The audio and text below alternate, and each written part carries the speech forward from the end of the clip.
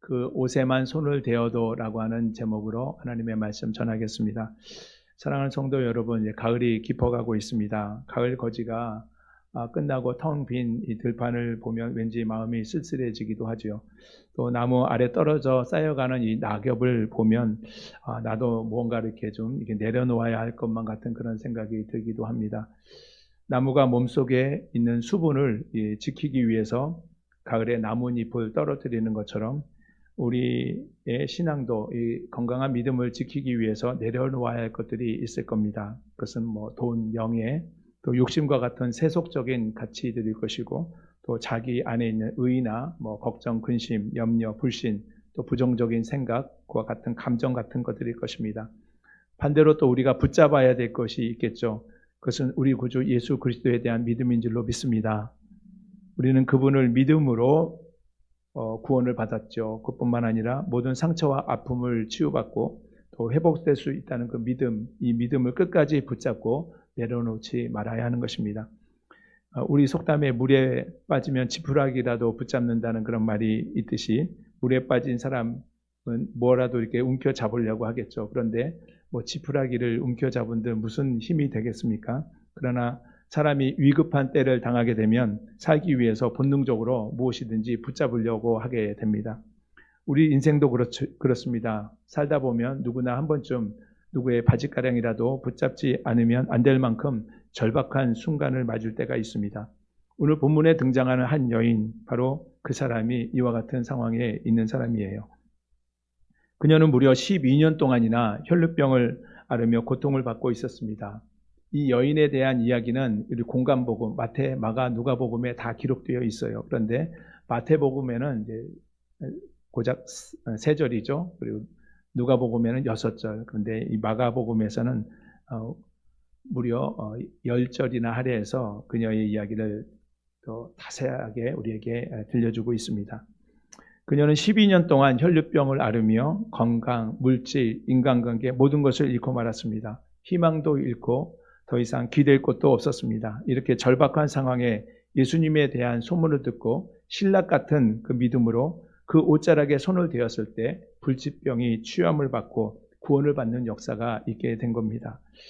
한 가지 흥미로운 사실은 이 혈루병 병을 고친 이 여인의 이야기가 바로 예수님이 회당장 야이로의 딸을 살리기 위해서 가시는 그 이야기 이 중간에 있다는 겁니다. 우리 본문 마가복음 25장 25절부터 34절까지 보았지만 그 큰 이야기는 21절부터 43절까지 이어지죠. 그 중간에 끼어있는 구조로 되어 있는 거죠. 예수님이 가버나움 해변에 계실 때 회당장 야이로가 예수님의 발 앞에 엎드려서 자기 죽어가는 딸을 살려달라고 간구했습니다. 이에 예수님이 허락하셨고 회당장 야이로의 딸을 살리러 가시는 동안 많은 사람들이 예수님을 애워싸며 밀고 있었죠. 이때 혈루병 앓는 여인이 이제 등장하게 됩니다. 이 마가는 혈루병 앓는 여인의 그 이야기들 일부러 이 회당장 야이로의 딸을 죽어가는 딸을 고치는 그 이야기 사이에 사건을 끼워 넣어서 이 샌드위치 구조라고 합니다. 이렇게 사건을 배열함으로써 회당장 야이로의 믿음과 또 이 혈루병 앓는 여인의 믿음의 세계를 서로 비교해서 보여주고 있습니다. 한번 비교해 보면 당시 회당장 야이로는 회장장으로서 이름이 알려져 있었고 유대 사회에서 매우 존경받고 신뢰받는 사람이었습니다. 그에 비해 혈루병 앓는 여인은 이름도 알려지지 않고 혈루병으로 오랫동안 고통받으며 격리되어 있었고 또 부정한 존재로 낙인 찍혀 있던 여인이었습니다. 야이로는 예수님께서 직접 자기 집에 오셔서 죽어가는 자기 어린 딸의 몸에 손을 얹어 기도해 그것을 낫게 해달라고 또 군중들이 보는 앞에서 공개적으로 부탁을 했습니다. 그런데 이 여인은 군중 속에서 자신의 부정함을 들키지 않으려고 비밀스럽게 조용히 예수님께 다가가 예수님의 옷에 손을 대었습니다. 또 이외에도 여러 가지 대조되는 부분들이 많이 있지만 한 가지 흥미로운 것은 죽어가는 야이로의 딸이 12살이었습니다. 그런데 이 여인 또한 12해 동안 혈루병이라고 하는 이 만성질환으로 고통을 받고 또 죽어가고 있었습니다. 성경에서 이 12이 상징 하는 그 의미는 특별합니다. 그 구약에서 야곱의 12 아들로 시작된 그 이스라엘의 12지파는 하나님의 백성 전체를 상징합니다. 또 신약에서 예수님이 선택하여 세우신 이 12제자들은 새 이스라엘, 그 영적 이스라엘의 기초가 되는 것이죠. 또 요한계시록에 보면 12지파의 이름을 가진 이 12문이 나오고 또 12제자들의 이름으로 된 12기초석이 나옵니다. 이것은 구약의 이스라엘 백성과 또 신약의 교회가 그리스도 안에서 영원한 나라를 이룰 것을 보여주는 하나의 상징적인 모습입니다. 이 본문에 나오는 12해를 혈류병을 앓는 여인과 12살 된 이 소녀는 각각 이 과거의 아픔을 치료받는 이스라엘의 회복, 그리고 앞으로 새롭게 살아날 이스라엘의 희망을 상징하는 것입니다. 마가는 이와 같은 상징을 통해서 하나님께서 절망의 상황 가운데서도 완전한 회복을 이루신다는 그런 메시지를 전하고자 한 겁니다. 이제 본문 속으로 들어가 보겠습니다. 우리 본문 25절 말씀을 한번 같이 읽어보겠습니다. 12해를 시작. 12해를 혈류증으로 알아온 한 여자가 있어. 예수님을 따르는 많은 사람들 사이에 12해 동안 혈류병을 앓았던 여자가 있었습니다. 이 혈류병은 일종의 부인과 병으로서 하혈이 계속되는 병으로 알려져 있습니다. 성경 레위기 15장에 보면 여성이 하혈하는 유출병에 관련된 그 규례가 자세히 나와 있는데, 유대 사회에서 이제 몸에서 피가 멈추지 않는 그 여인은 부정한 자로 규정되어 있었습니다. 그 규정에 따르면 그 여자가 만지는 모든 것, 침상이나 그 자리나 또 물건이나 모두 부정하게 여겨졌습니다. 그리고 누군가와 함께 있어도 그 부정이 옮는다고 이렇게 여겼습니다. 따라서 자신이 부정하게 되었을 때는 다른 사람들에게 피해를 주지 않기 위해서 스스로 철저하게 격리되어 있어야 합니다. 그녀는 혈류병으로 인해서 몸의 고통뿐만 아니라 관계의 단절, 사회적인 고립, 더 나아가 예배도 드릴 수 없는, 그래서 공동체성까지 파괴되는 그 이중 삼중의 고통을 겪고 있었습니다. 우리도 몇 해 전에 코로나 팬데믹으로 이렇게 좀 격리를 좀 경험한 적이 있죠. 코로나 초기에 코로나 감염자로 판정이 되면 무조건 2주 동안 격리되어 있어야 했습니다. 알 수도 없는 시설에 실려가서 가족들과 격리된 채로 지내야 했죠. 또 우리 교회 안에서도 예배드리다 보면 또 감염자가 발생하면 그 사람뿐만 아니라 주위에 있는 사람들까지도 격리되어야 했습니다. 초기에 그렇게 격리되었던 사람들은 아마 마음에 어떤 두려운 마음이 있었을 겁니다. 갑자기 가족과 떨어져 있어야 하고 또 나갈 수도 없고 누구를 만날 수도 없는 그런 상태에서 많은 사람들이 우울감, 무기력증, 또 대인기피증의 증상을 보이기도 했습니다. 2주를 격리를 경험한 사람들도 이렇게 힘든 때를 보냈는데, 이 본문에 나오는 이 여인은 무려 기간이 12년의 세월이었습니다. 성경에서 피는 생명을 의미하기 때문에 피가 계속 빠져나간다는 것은 생명이 죽어가고 있다는 의미입니다. 그녀의 몸과 마음은 메말랐고 삶도 무너져가고 있었습니다. 그녀의 인생에서 희망이라는 글자는 거의 다 지워져서 흔적만 남아있는 정도였습니다. 그렇다고 해서 그녀가 처음부터 자포자기하고 있었던 것은 아닙니다.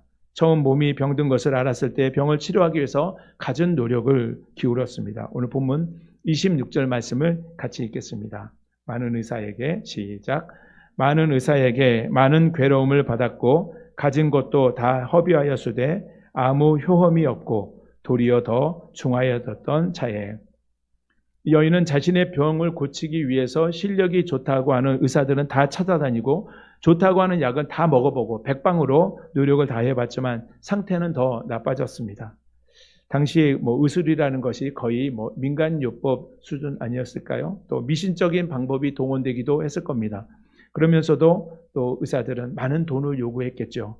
그러니 얼마 가지 못해서 가진 재산도 다 허비해버리고 말았습니다.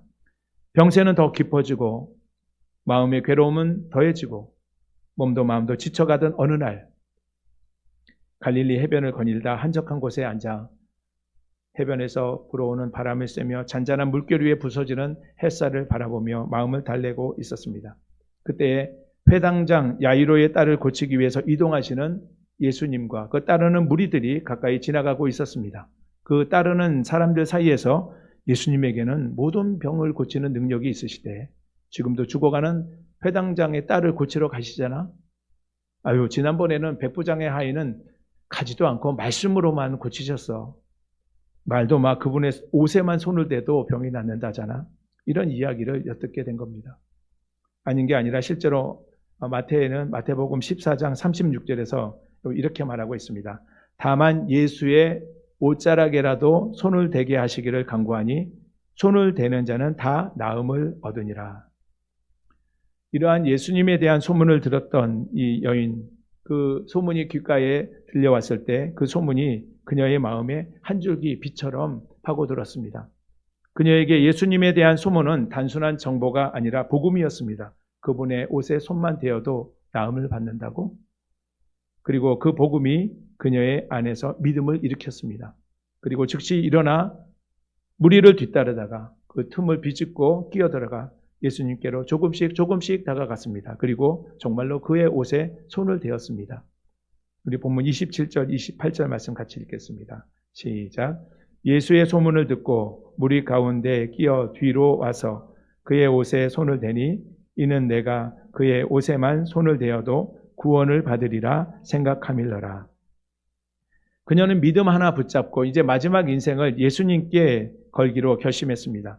믿음은 두려움을 극복하고 목표를 향해 나가는 용기를 불러일으킵니다. 또 그의 믿음의 근거는 예수님에 대한 확신에서 온 것이지요. 여인이 예수님에 대한 이 소문, 그에게 병자를 고치는 능력이 있다더라, 그분의 옷에만 손을 대어도 병이 낫는다더라 했던 이 소문을 듣는 순간 마음에 믿음의 씨앗이 심겨졌습니다. 나도 그분의 옷에 손을 대면 이 병에서 구원을 받을 수 있다는 희망이 생긴 것이죠. 그 믿음이 그녀로 하여금 병든 몸을 이끌고 무리 사이를 비집고 들어가 예수님이 계신 곳까지 다가가게 했습니다. 그리고 뒤에서 마지막 남은 힘을 다해 조심스럽게 예수님의 손에 옷을 대게 했습니다.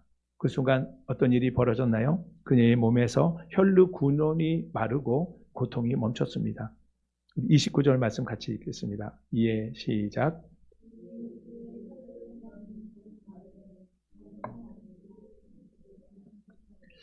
예, 그녀는 자신의 몸에서 치유가 일어난 것을 직감할 수 있었습니다. 혈루 근원이 말랐다는 것은 병의 근본 원인이 다 해결되었다는 그런 뜻입니다. 어떤 느낌이었을까요? 어쨌든 그 순간부터 그녀에게 보이는 세상은 다른 세상이었을 겁니다. 지금까지 12년이라고 하는 긴 세월 동안 온 재산 다 쓰며 의사에게 도움도 받지 못하고 몸은 더 병들어가고 마음은 지치고 사랑하는 가족과 많은 사람들에게 외면당하고 공동체로부터도 단절되어 살아왔던 그 세월, 그 아픔, 고통의 세월이 주망등처럼 스쳐가면서 동시에 그 모든 아픔과 고통이 눈 녹듯이 사라졌을 겁니다. 그런데 그 짧은 감동의 순간을 다 느끼지도 못한 채 이 여인은 가슴에 아마 찬물을 끼얹는 것 같은 느낌을 받게 됩니다. 두려운 마음에 찾아 들어왔습니다. 그것은 예수님께서 가시던 걸음을 멈추고 누가 내 옷에 손을 대었느냐고 물으셨기 때문입니다. 우리 30절 말씀 같이 읽겠습니다. 시작. 예수께서 그 능력이 자기에게서 나간 줄을 곧 스스로 아시고 무리 가운데서 돌이켜 말씀하시되 누가 내 옷에 손을 대었느냐 하시니, 여인이 예수님의 옷에 손을 대는 순간 예수님은 자기에게서 능력이 나간 것을 아셨습니다. 여인은 다른 사람의 물건을 훔치다 들킨 사람 마냥 가슴이 콩알만해졌습니다. 여기서 혈루병을 앓는 여인이 예수님께 나아가 손을 댈 때는 몇 가지 고려하고 결단해야 될 일이 있었습니다. 당시 유대 관습에 따르면 여자가 남자에게 다가가는 것, 특별히 그 신체를 접촉하기 위해 다가가는 것은 금지된 일이었기 때문입니다. 특별히 정결법에 따라서 이 혈루병으로 부정하게 된 이 여인이 대중 앞에 나타나는 것은 다른 사람들에게 피해를 줄 수 있기 때문에, 그 사람들과 접촉하면 피해를 줄 수 있기 때문에 삼가해야 되는 일이었습니다. 이런 규례를 어기고 대중 속으로 들어간 것은 사회적인 위험을 감수해야 하는 일이었기 때문이죠. 그러나 그녀에게는 다른 선택의 여지가 없었습니다. 그 간절함과 용기는 율법의 규례를 뛰어넘어 예수님의 사랑과 능력을 경험하는 기회가 됩니다. 겉보기에 여인이 예수님의 옷에 손을 대고 예수님에게서 여인에게로 능력이 나가게 된, 이건 어떤 원리로 이렇게 작동하게 된 것일까요? 그래서 뒤에서 생각해 보기로 하고, 일단 누가 내 옷에 손을 대었느냐라는 예수님의 물음에 대한 이 제자들의 반응을 한번 살펴보겠습니다. 제자들도 예수님의 곁에서 예수님을 수행하는 일이 쉽지만은 않았을 겁니다. 요즘도 인기 있는 사람들 주변에서 경호원들이 이렇게 경호하는 일이 참 쉽지 않은 일이죠. 우리가 예수님을 따라갈 때 애워싸 밀리는 모습이었습니다. 그러니 예수님 주변에 있는 사람이라면 누구든지 그 옷에 손을 대거나 몸에 부딪히고 접촉할 수 있는 그런 상황들이었죠. 그런데 예수님이 이렇게 말씀하시니 제자들이 예수님께 우리가 이렇게 애워싸 미는 것을 보시고 누가 내 옷에 손을 대었느냐고 이렇게 물으십니까? 예수님의 옷에 몸을 댈 수 있는 그런 상황은 이거는 별것 아닌 있을 수 있는 상황이다. 불가피한 상황이라고는 그 뉘앙스로 말한 것이죠. 물론 예수님도 수많은 사람들이 자신을 터치하고 가는 것을 알고 계셨습니다. 그리고 수많은 사람들 중에 또 믿음의 손길도 이렇게 인식하고 있었을 겁니다.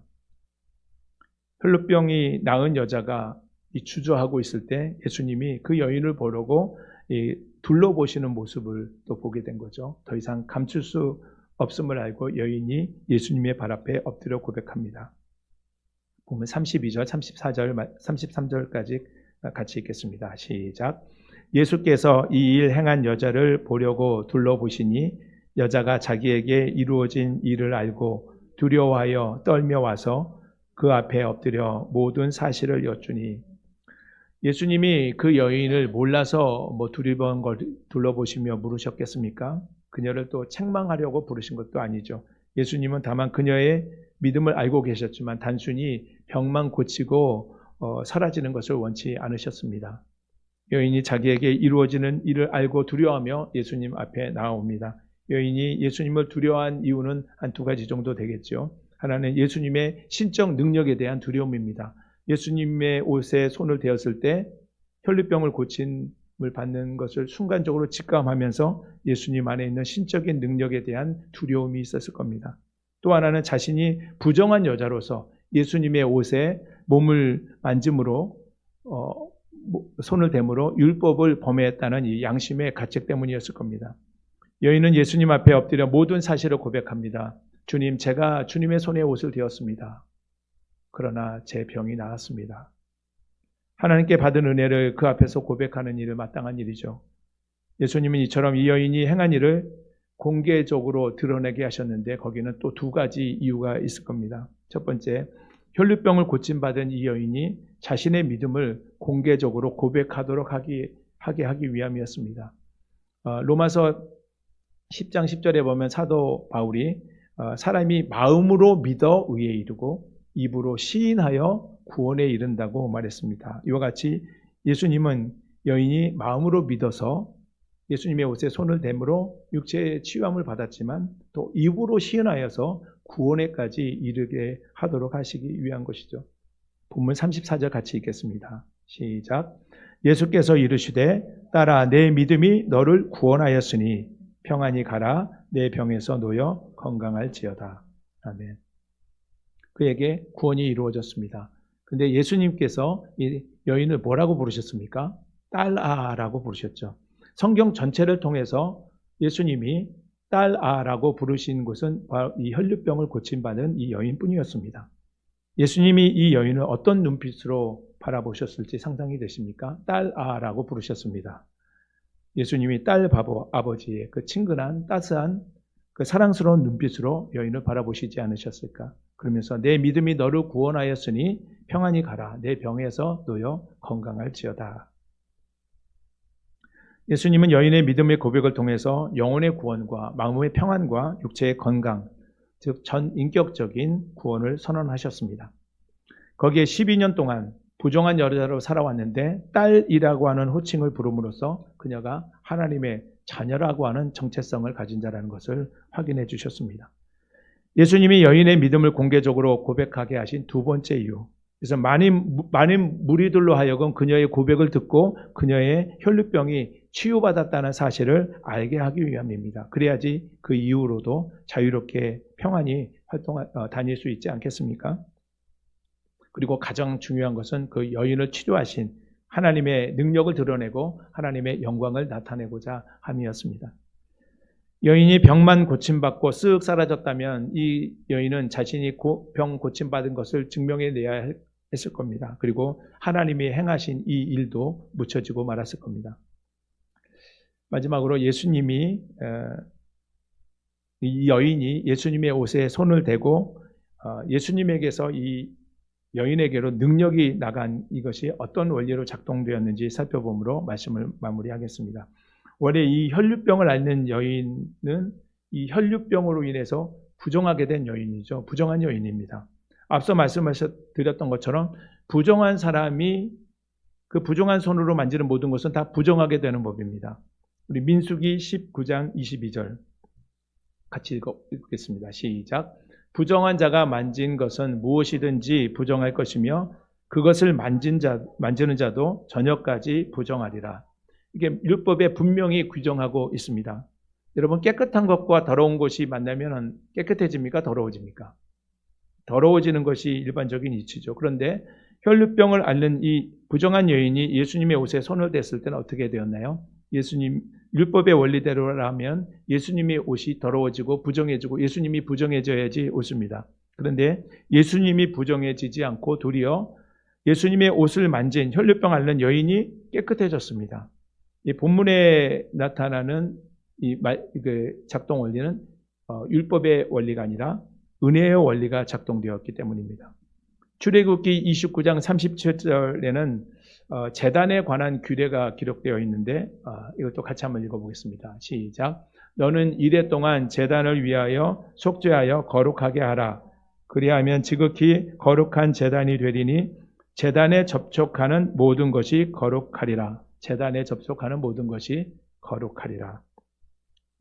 7일 동안 거룩하게 한 이 제단이 이제 거룩하게 되었다면 그 제단에 접촉하는 것은 무엇이든지 거룩하게 된다는 겁니다. 이 제단은 부정을 깨끗하게 거룩하게 하는 제단이기 때문입니다. 요한복음 2장 21절에 보면 예수님께서 자신을 가리켜 성전이라고 말씀하셨습니다. 예수님은 성전이시고 오늘 방금 전에 읽으셨던 출애굽기 29장 37절에 말한 이 거룩한 제단의 실체이신 분이십니다.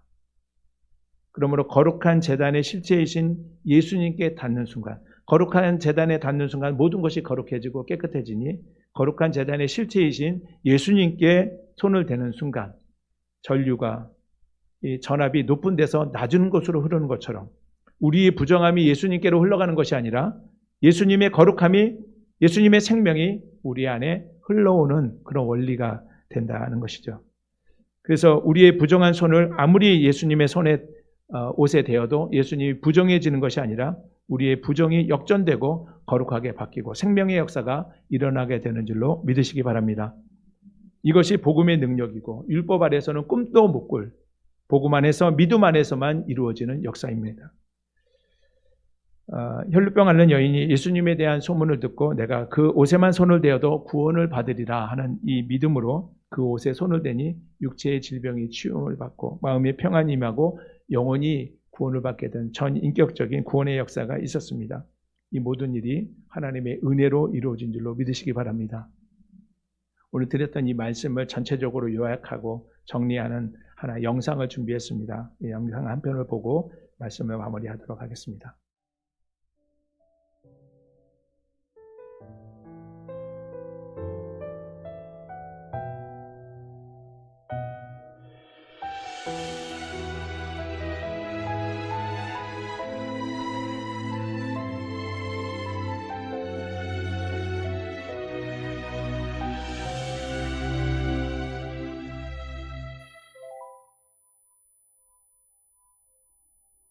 수많은 사람들 외치는 목소리 저기 보이는 예수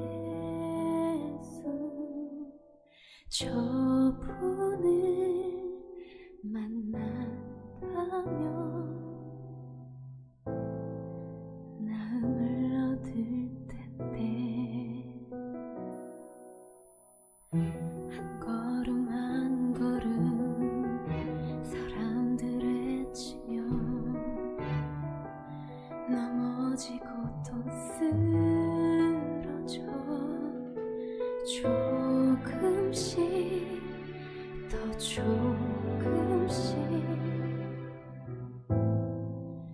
예수께 나가네. 저 옷자락에 닿기만 해도 나의 아픔은 모두 사라질 텐데,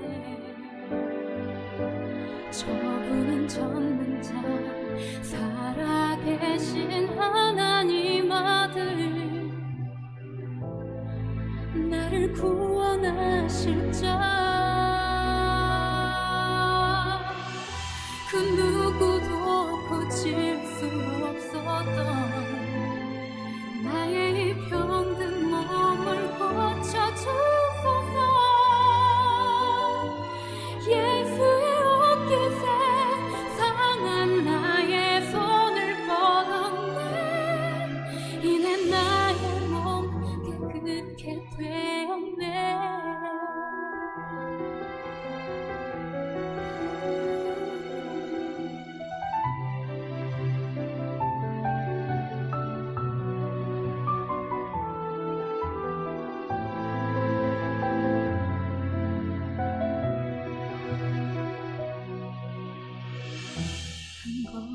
한 걸음 사람들에 치며 넘어지고 또 쓰러져, 조금씩 더 조금씩 예수께 나. Who touched me? Someone touched me, for I knew it when power went out of me.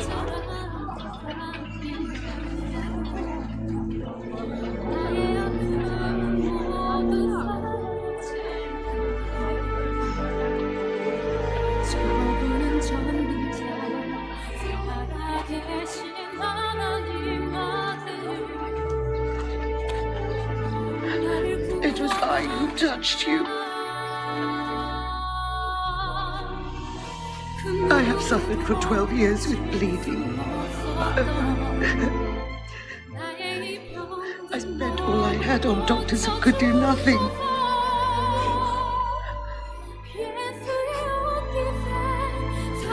But when my fingers touched your robe, I was healed.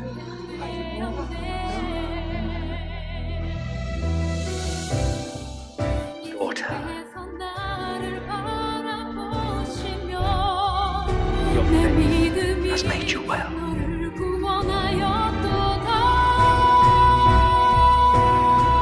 Go in peace. Go in peace. Thank you. 나의 작은 신음에 응답하셨네. 예수의 사랑이 내 몸과 영혼을 씻기네.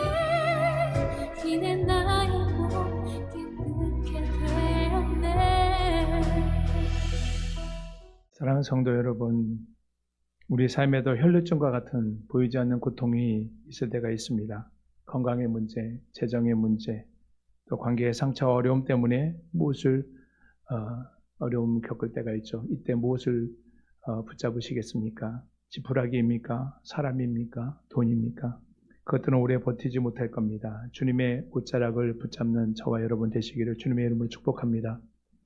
믿음과 용기와 확신을 가지고 손을 내밀어 주님의 옷에 손을 대는 그 순간 우리 문제의 근원이 다 해결되고 예수님의 생명이, 예수님의 능력이, 구원이 우리 안에 흘러 들어오는 줄로 믿습니다. 지금 상황이 아무리 힘들어도 포기하지 말고 혈루병 걸린 여인이 취했던 것처럼 그의 옷에 손을 대는 그 믿음으로 치유와 회복과 믿음과 또 평안과 위로와 구원을 경험하며 살아가는 저와 여러분의 복된 삶이 되시기를 주님의 이름으로 축원합니다.